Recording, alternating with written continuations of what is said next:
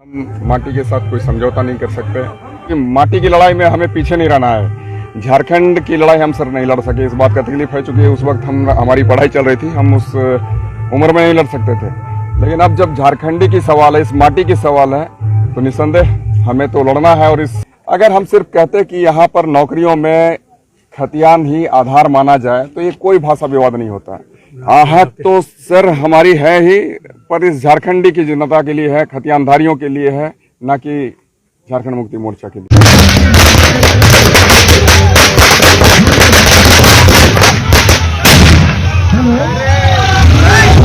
Baliyapur high school में सिल्ली के पूर्व विधायक अमित महतो जी का आगमन में धनबाद सहित कोलांचल के वासी भारी जुलूस के साथ स्वागत किया जा रहा है। आप देख सकते हैं ये जुलूस हजारों की संख्या में अमित महतो और सीमा देवी के आगमन के खुशी में यह जुलूस निकाला जा रहा है।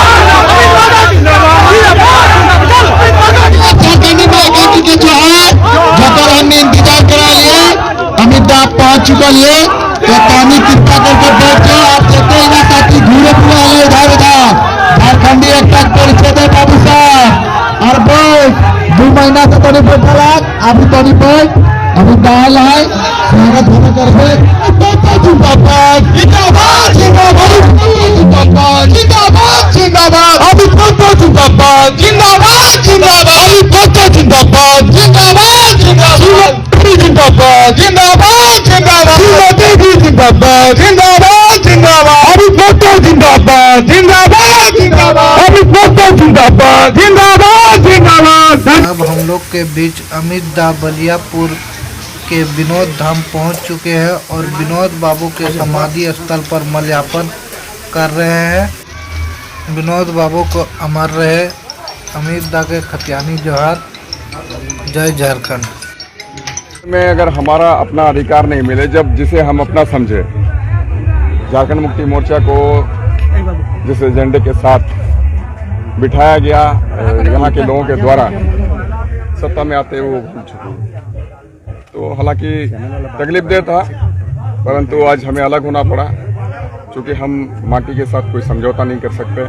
और हमारे जो झारखंडी भाई बहने हैं उनको हम उस ऊंचाई तक देखना चाहते हैं जिस ऊंचाई को विनोद बाबू देखना चाहते थे, बिरसा मुंडा देखना चाहते थे, निर्मल महतो देखना चाहते थे, गुरुजी देखना चाहते थे। काफ़ी अभी यंग है आप, आपके पीछे यंग ब्लड भी है, नहीं लग रहा कि थोड़ा सा आप जल्दीबाजी में कदम उठा लिया, ऐसा कुछ लग रहा है क्या? जल्दीबाजी नहीं सर, हमको तो लगता है काफी लेट में हम इस कदम को उठाए हैं। हमें तो और पहले उठाना चाहिए था, क्योंकि माटी की लड़ाई में हमें पीछे नहीं रहना है। झारखंड की लड़ाई हम सर नहीं लड़ सके, इस बात का तकलीफ है, चूंकि उस वक्त हमारी पढ़ाई चल रही थी, हम उस उम्र में नहीं लड़ सकते थे। लेकिन अब जब झारखंडी की सवाल है, इस माटी की सवाल है, तो निसंदेह हमें तो लड़ना है और इस संघर्ष को मुकाम देना है, झारखंड को शिखर तक पहुंचाना है और यहाँ के बेटा बेटियों को उसका हक और मान सम्मान दिलाना है, पहचान दिलाना है। इसके लिए हमें जो भी कुछ करना पड़े सर, हम रुकेंगे नहीं, झुकेंगे नहीं। भाषा विवाद अभी खत्म हो गया है, फिर आगे भी लड़ाई जारी रहेगी आप लोग? भाषा विवाद तो सर तकलीफदेह बात है। ये भाषा जो विवाद है, विवाद सरकार के द्वारा लाया गया। अगर हम सिर्फ कहते कि यहाँ पर नौकरियों में खतियान ही आधार माना जाए तो ये कोई भाषा विवाद नहीं होता।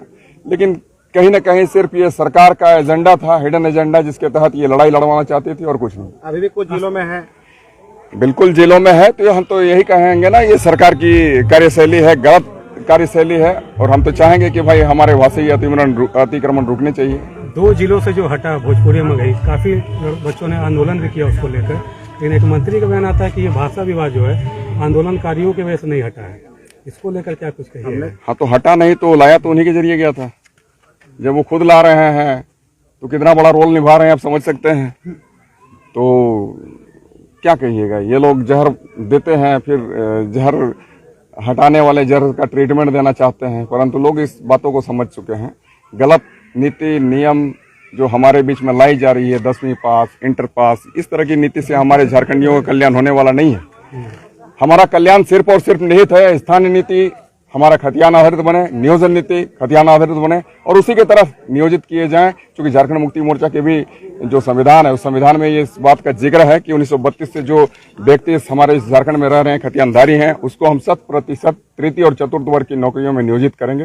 परंतु ये अपना एजेंडा को भूल चुकी है, अपने वादे को भूल चुकी है, अपने संविधान को भूल चुकी है। गुरुजी की आज स्थिति ठीक नहीं है, अस्वस्थ है, बोलने चलने फिरने के काबिल नहीं है। नहीं तो इन सारी चीजों को हमें देखने की आवश्यकता नहीं पड़ती। और आज बड़े भाई हेमंत जी जो जिस तरीके से जिस कार्यशैली में आगे बढ़ रहे हैं, निश्चित रूप में कहीं ना कहीं झारखंडियों के लिए गड्ढा खोदने का काम कर रहे हैं और हम खोदने नहीं देंगे। अमित महतो एक बड़ा नाम है, ऐसा किसी से छुपा हुआ नहीं है। क्या लग रहा है हेमंत सोरेन जी आपकी आपसे बातचीत हो रही थी या फिर नहीं रही थी जब नियोजन नीति बनाने की बात हो या भाषा विवाद के दौरान कुछ आप लोगों का टेलीफोनिक या पर्सनली कभी कुछ बात हुआ हेमंत जी से? सर मुख्यमंत्री बनने से पहले काफी बार बात हुई, हम तो कहेंगे 100 बार तक बात हुई होगी शायद।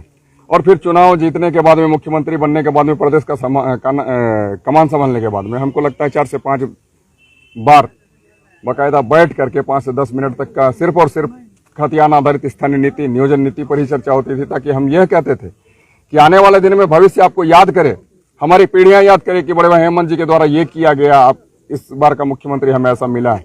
हम इस तरीके से कहते थे, परंतु दुर्भाग्य की बात है कि ये सब नहीं हो सका। आज हेमंत दा के दिमाग को विराम लग चुका है, वो उनकी इच्छा शक्ति मर गई है। जो कि झारखंडियों का प्रेम जिस तरीके से उमड़ता था गुरुजी के मन में जो था, वो अब बड़े भाई हेमंत जी के मन में नहीं है। कहीं ना कहीं आप भी आहत हैं, आपके भी देखा भी भावनाओं में बह रहे हैं। आहत तो सर हमारी है ही, पर इस झारखंडी की जनता के लिए है, खतियानधारियों के लिए है, ना कि झारखंड मुक्ति मोर्चा के लिए है। राजनीतिक भविष्य क्या होगा अगला अमित महतो का? किसी पार्टी में जाइएगा या फिर किस तरह से आंदोलन को आगे बढ़ाइएगा? बस सर हमारी एक ही तमन्ना है, संघर्ष के बदौलत जिस तरीके से विनोद बाबू ने झारखंड को दिलाया, निर्मल महतो ने झारखंड को दिलाया, बिरसा मुंडा ने अंग्रेजों को भगाया, रघुनाथ महतो ने अंग्रेजों के विरुद्ध लड़ाई लड़ी, सिख भिखारी लड़ाई लड़ी, तो इसी तरीके से ठीक है सर। हम यही चाहेंगे कि आने वाले दिनों में हमारे झारखंडियों को पहचान मिले, मतलब खतियान आधारित पहचान, साथ साथ झारखंड को एक मुकाम मिले, शिखर मिले और यहाँ के बच्चों को रोजगार मिले। तृतीय चतुर्थ वर्ग के नौकरियों में तो पूरी तरीके से सर यहाँ पर आरक्षित होनी चाहिए सीटें। अच्छा अमित जी ये बताइए कि 24 जिला में उर्दू भाषा को गलत है। ये भाषाएं लागू करनी नहीं चाहिए। आप बताइए सर हमारे कहाँ पर कौन सा फैमिली में कौन सा हमारा मुस्लिम परिवार उर्दू बोलता है? हम उर्दू का सम्मान करते हैं, मजहबी भाषा है, परंतु जिस तरीके से इन लोगों ने अपना राजनीतिक रोटी सेकने का काम किया है पूरी तरीके से गलत है। हम तो कहेंगे हमारे यहाँ भी मुस्लिम है, हमारे सिल्ली विधानसभा में मुस्लिम है, लेकिन वो कोई उर्दू नहीं बोलते हैं। वो